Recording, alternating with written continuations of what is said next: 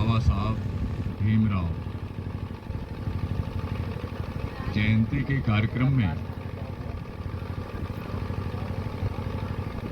आप सभी लोग की गरिमामयी उपस्थिति, जिसमें हमारी माताओं बहनों का भी अच्छा योगदान है, बच्चे भी हैं। अब बच्चे सबसे अच्छे इसलिए आज हमें लग रहे हैं कि हल्ला नहीं कर रहे हैं, जबकि हल्ला इतना करते हैं कि इनको लोग बंदर कहते हैं। लेकिन जो छोटे बच्चे हैं, बच्चियां हैं, बड़ी शांति ढंग से हैं।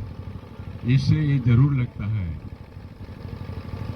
कि हमारा जो मंदोपुर गांव है,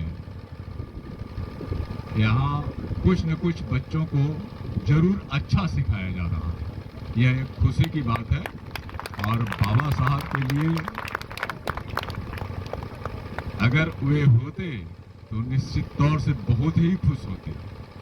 नहीं तो प्रायः हम लोग देखते हैं बच्चे सिर्फ हल्ला करने के सिवा और कुछ नहीं करते। कारण उसका हल्ला है इसलिए कि हम लोग ऊंची बात करते हैं और बच्चों को पल्ले नहीं पड़ती है। लेकिन बाबा साहब ने जो किया है, बताया भी गया है कि शिक्षा, अभी बात चल रही थी मैथिली शरणगुप्त ने बहुत पहले ही कहा, शिक्षे तुम्हारा नाश हो जो नौकरी के हित बनी। उन्होंने कहा कि ऐ शिक्षा तुम्हारा नाश हो जाए कि तुम खाली सिर्फ नौकरी के लिए बनी हो। अभी राजेश भाई ने बताया कि नौकरी हिंदी शब्द है, अगर उसको अंग्रेजी में अगर कहें नो क्राई, मत चिल्लाइए, जो आपको मिला है वही कीजिए, चिल्लाओगे तो आपको बाहर कर दिया जाएगा। तो यह स्थिति है। इसलिए बाबा साहब ने जो मूल मंत्र दिया, शिक्षा, संगठन और संघर्ष, उनके कहने का मकसद मात्र ये नहीं था कि आप सिर्फ कागज की डिग्रियां ले लीजिए और उन डिग्रियों को लेकर के कोई कंपटीशन निकाल करके या उस आधार पर आप कोई नौकरी कर लीजिए। नौकरी आप करेंगे तो सिर्फ अपना परिवार ही देख सकते हैं। नहीं, आज का जो समय है, आप ध्यान दीजिए कि बाबा साहब ने जो लेबर एक्ट बनाया, जिस समय आजादी के संघर्ष चल रहे थे, उस समय उस लेबर एक्ट में बाबा साहब ने अंग्रेजों के सामने प्रस्ताव रख करके 6 घंटे का काम उन्होंने निश्चित किया। बाबा साहब पढ़े थे कि फ्रांस की क्रांति में क्या हुआ था। फ्रांस की क्रांति के बाद जो वहां तय हुआ वो यही हुआ कि कोई भी व्यक्ति को जीने के लिए अगर वो नौकरी करता है तो उसका समय 6 घंटा होना चाहिए, यानी सुबह 10 से लेकर के शाम 4 बजे तक। बाकी समय जो उसको मिलेगा उससे वो अपने मनोरंजन का काम, अपने परिवार को एक अच्छा सुशिक्षित व्यक्ति बनाने का काम, अपने परिवार में पूरा समय देने का काम, ताकि परिवार के बीच में प्यार और मोहब्बत बनी रहे। आज की क्या स्थिति है? आज के काम का ये स्थिति है कि 6 घंटे का तो सवाल ही नहीं, 8 घंटे, 10 घंटे, 12 घंटे लेकर 16 घंटे बाबा साहब ने नौकरी के रूल में ये किया था कि अगर 6 घंटे से ज्यादा कोई काम करता है तो उसको ओवर टाइम मिलेगा। अगर 6 घंटे का उसको 10 रुपया मिलता है, अगर वो 3 घंटा और काम करता है तो उसको 6 घंटे के बराबर उसका वेतन बढ़ जाएगा, यानी 20 रुपया हो जाएगा। अगर और वो 6 घंटा काम करता है तो उसका जो मूल वेतन है उसका 2.5 गुना हो जाएगा। लेकिन आने वाली जिस चीज का हम लोग विरोध करते हैं, जिसके वजह से हम 5000 साल से सताए गए हैं, जो हमारे धन धरती पर, हमारे श्रम पर जबरदस्ती कब्जा किया हुआ है, वह जब शासन सत्ता में आया तो ये सारी स्थितियों को उन्होंने बदल दिया। लेबर एक्ट को उन्होंने बदल दिया और लेबर एक्ट में अगर आप अपना अधिकार मांगते हैं तो आपको नौकरी से हटा दिया जाएगा। आप विरोध नहीं कर सकते, आप पर धारा लगा दी जाएगी और आपको अंदर कर दिया जाएगा, नौकरी से निकाल दिया जाएगा। ये परिस्थितियां आज की है, इन 10 सालों में ये सारी चीज पैदा हुई है। और ये है कौन, ये आप जानते हैं खूब अच्छे ढंग से। और वो भूमि माफिया आपको पता नहीं चलेगा और इन 10 लोगों को रजिस्ट्री भी कर देंगे। एसडीएम भी को मिला लेते हैं, सबको मिला लेते हैं, सब उल्टा पलटा कर रहे हैं। तो देखिए, आप देख लीजिए जितने भी बुरे काम करने वाले हैं वो कौन लोग हैं।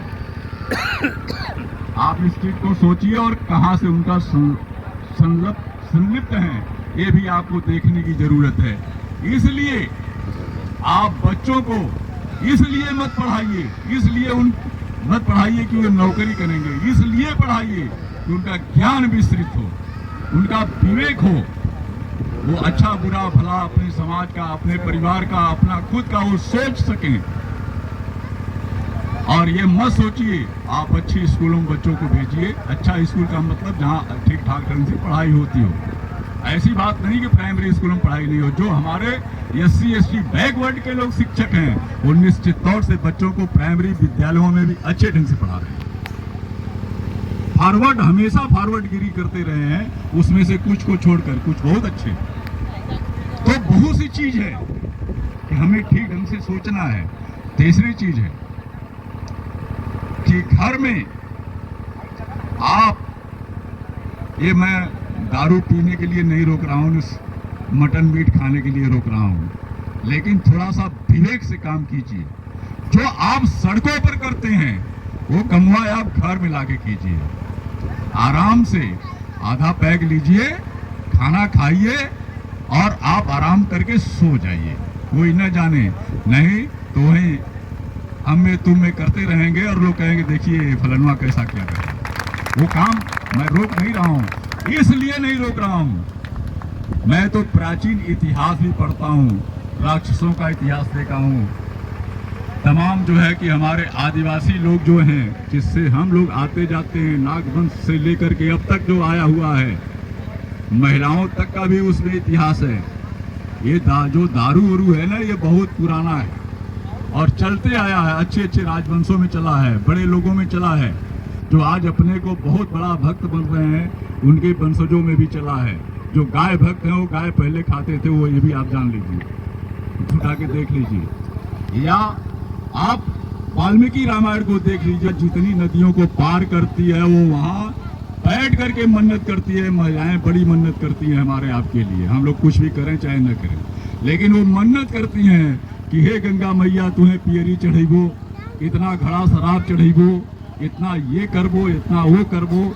जितना तक उनको में लगा है, हर नदियों को उन्होंने मन्नत की है। इसलिए लेकिन तरीका अलग है।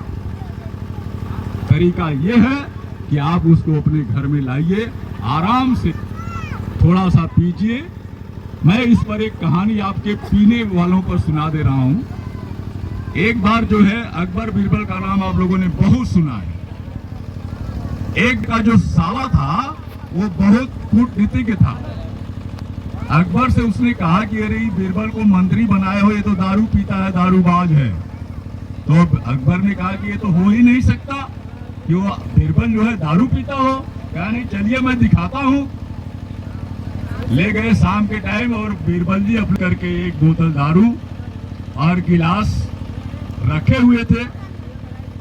अब लेके जब वो गया उनका साला, अब साले का नाम भी आप लोग जानते होंगे, क्योंकि साला बड़ा प्रिय शब्द होता है, आप लोग भी जानते होंगे अपने सालों को। तो वो लेके गया, कहा देखो ना दारू रख के बैठा हुआ है बीरबल और बैग भी बनाया हुआ है। अच्छा भाई ठीक है, देखते हैं क्या करता है। तो बीरबल ने पहला पैक बनाया 50 ग्राम का और उसको उठाया। उसने कहा तुम दारू हो। फिर अब नहीं कह रहा कि तुम दारू नहीं हो। उसने फिर कहा कि तुम दवा हो। कहा तुम दवा नहीं हो। फिर उसने कहा कि तुम अमृत हो और अमृत कह करके उठा करके पी गया।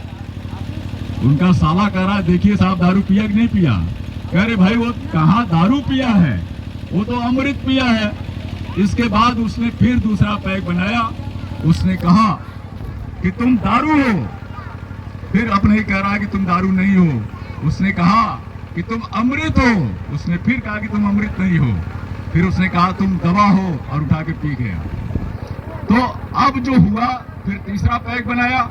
उसने कहा फिर कहा कि तुम अमृत हो। उसने कहा कि फिर कहा कि तुम अमृत नहीं हो। उसने कहा तुम दवा हो। उसने कहा तुम दवा भी नहीं हो। उसने कहा कि तुम दारू हो। उसने गिलास सहित बोतल सहित सब बाहर फेंक दिया। मेरे मित्रों, हमारे आपके बिरादरी से ये सब चीज बहुत जल्दी जाने वाली नहीं है। और जो लोग बड़े नौकरी करके बड़े पैसे वाले हो गए हैं तो वो तो फैशन हो गया है। अगर दो रिश्तेदार आ जाएंगे तो घर में खाना नहीं रहेगा। 500-1000 रुपया लेकर के जरूर आप ये काम करेंगे। इसलिए मैं छोड़ने की बात नहीं कर रहा हूँ, मैं ये कह रहा हूँ वो काम कीजिए।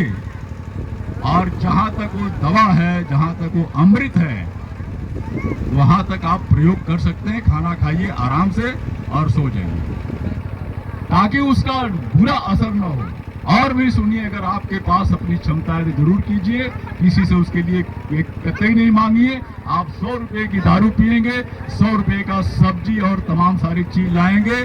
बेहतरीन है कि घर में बीवी भी खुश, बाबा भी खुश, लड़के भी खुश, लड़कियां भी खुश। इस चीज को पहला ध्यान दीजिए और तभी आप शिक्षा को आगे बढ़ा सकेंगे। स्थिति ये होनी चाहिए। बाबा साहब ने जिन परिस्थितियों में गुजरते हुए इतनी लंबी शिक्षा प्राप्त की और पूरे दुनिया में 6 महान वैज्ञानिकों में से एक वैज्ञानिक कहे जाते हैं और उनके विषय में 500 विद्वानों के बराबर उनकी क्षमता रही है। आप भी अभी भी जिस यूनिवर्सिटी से, कोलंबिया यूनिवर्सिटी से वो पढ़े, आज उनकी किताब वहां भी चलती है।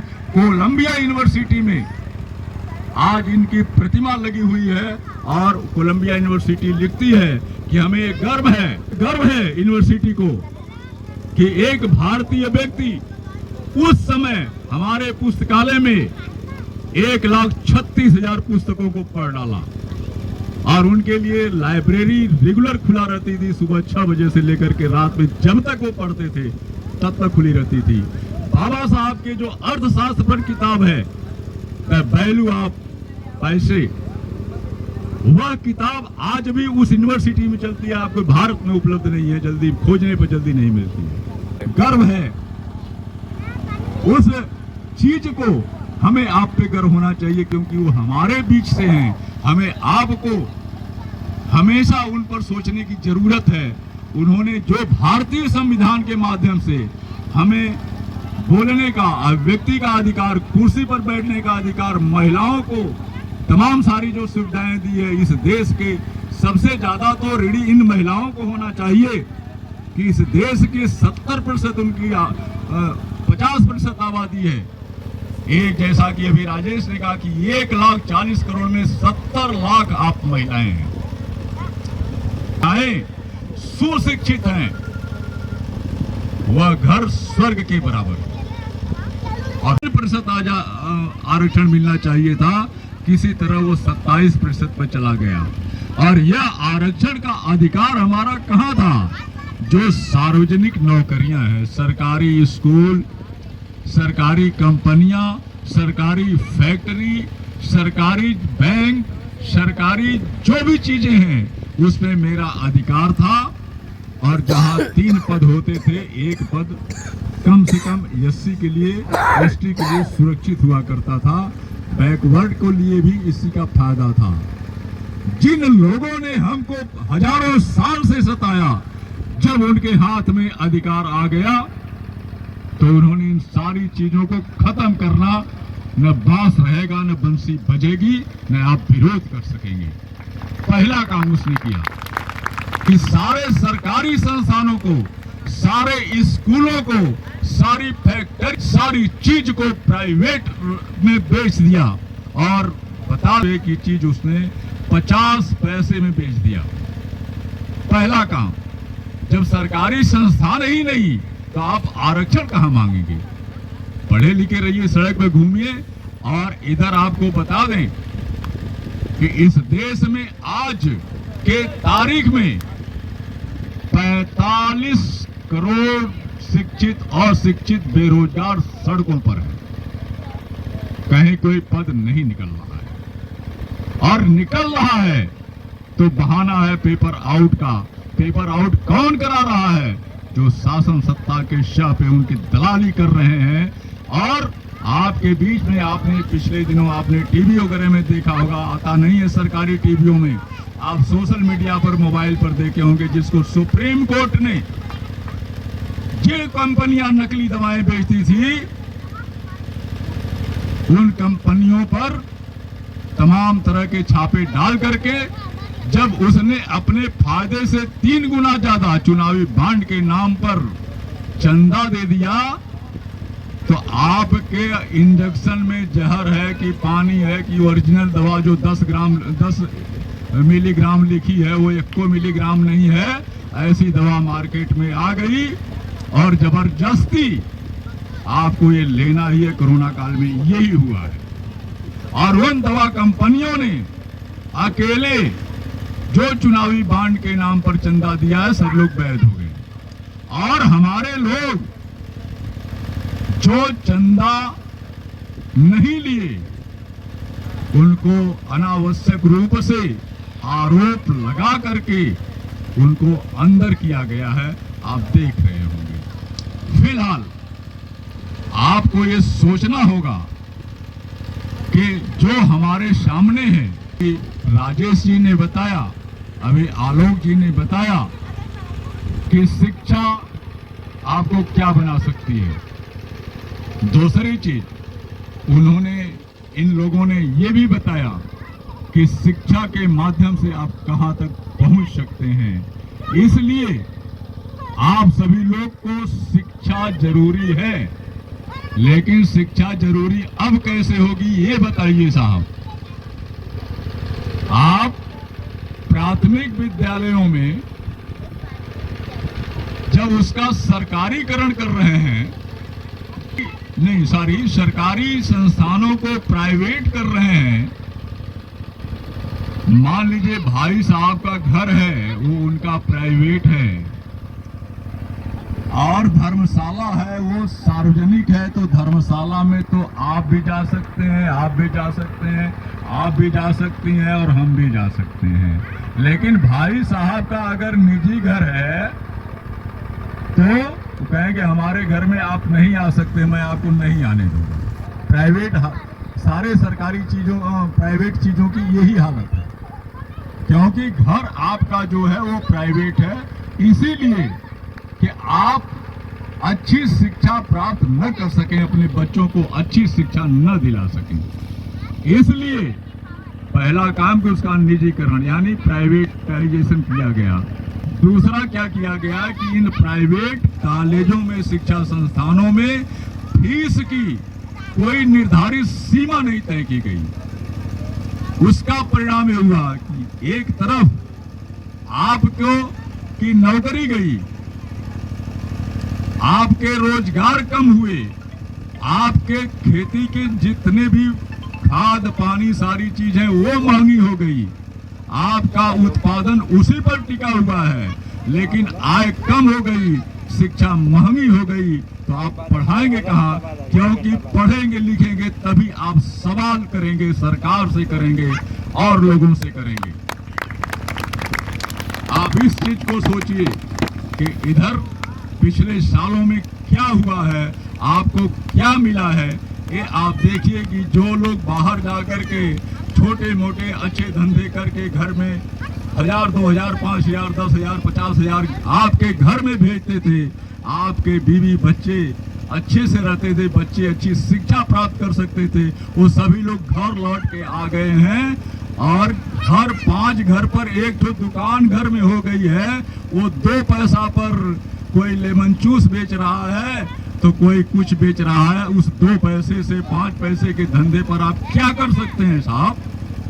ये सोचिए, आपको यहाँ उतार दिया गया है। और यही नहीं, आपको पूरा का पूरा भिखमंगा आप हो गए हैं 5 किलो राशन पर। इस 5 किलो राशन को दे करके 80 करोड़ लोगों को भीख मांगने पर निश्चित कर दिया गया है। और जब आप उस पर आश्रित हो जाएंगे तो कुछ करने लायक नहीं होंगे। आप घर में एक बछड़ा पाल करके देखिए, इस बछड़े को चरने के लिए पूरा छोड़ दीजिए, कौन तेज दौड़ेगा? जो घूम रहा है। और जिसको आश्रित चारा पानी दे करके आपने कर लिया है, वो उसको दौड़ाएंगे तो थोड़ा दूर जाने के बाद बैठ जाएगा। रजनीश ने एक जगह कहा है, आचार्य रजनीश बहुत बड़े दार्शनिक हमारे देश के इस आधुनिक काल में रहे हैं। उन्होंने एक जगह लिखा है कि एक जगह घोड़ा रेस हो रही थी और 5 मित्र हमारे जैसे आप जैसे लोग गए कि चलो भैया उस पे सट्टा लगाएंगे। और वो लोग गए, बैठे, घोड़ा रेस शुरू हुआ। और उस घोड़ा रेस में वो 5 मित्र तय किए कि उस घोड़े पर हम लोग दांव लगाएंगे तो सट्टा जीत जाएंगे। वो लोग चले, कुछ दूर जाने के बाद एक साहब मिल गए। और साहब लोग मिलते कौन है? वही लंबा टीका लंबी बानी। आप बुजुर्ग लोग कहते हैं दगाबाजी कौन कहानी। मिल गए होंगे। उन्होंने कहा, अरे भाई कहाँ जा रहे हो साहब?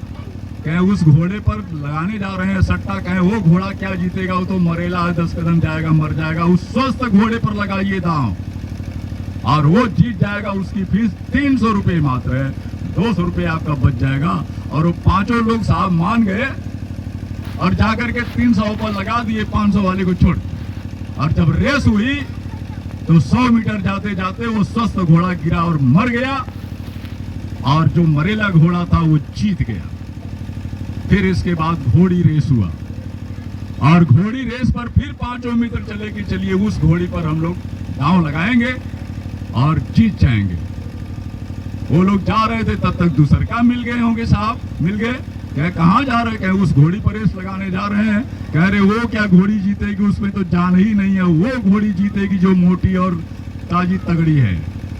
उसका 200 देना है, इस मरेली का 300 देना है। क्यों परेशान है आप लोग? वो लोग गए, 200 वाले पर लगा दिए, 100 रुपया बचा तो मूंगफली खरीद के खाने लगे। जब रेस हुआ तो वह घोड़ी भी 200 मीटर गई स्वस्थ वाली, फिर उसके बाद वो गिर गई, उठी नहीं, और जो मरेली घोड़ी थी जीत गई। हम आप भी यही कर रहे हैं कि जब किसी काम से निकलते हैं, चाहे राजनीति के क्षेत्र में निकलते हैं, शिक्षा के क्षेत्र में निकलते हैं, रोजगार के क्षेत्र में निकलते हैं, दुकान करने के लिए क्षेत्र में निकलते हैं, कोई नई कंपनी बनाने के लिए बैठते हैं, तो कोई न कोई आग मिल ही जाता है। और कहता ये क्या करोगे साहब, पढ़ा लिखा के बच्चों को क्या करोगे? देखो वो PhD करके सड़क पर टहल रहा है। क्यों पैसा खर्च कर रहे हैं? इसको दूसरा काम करो।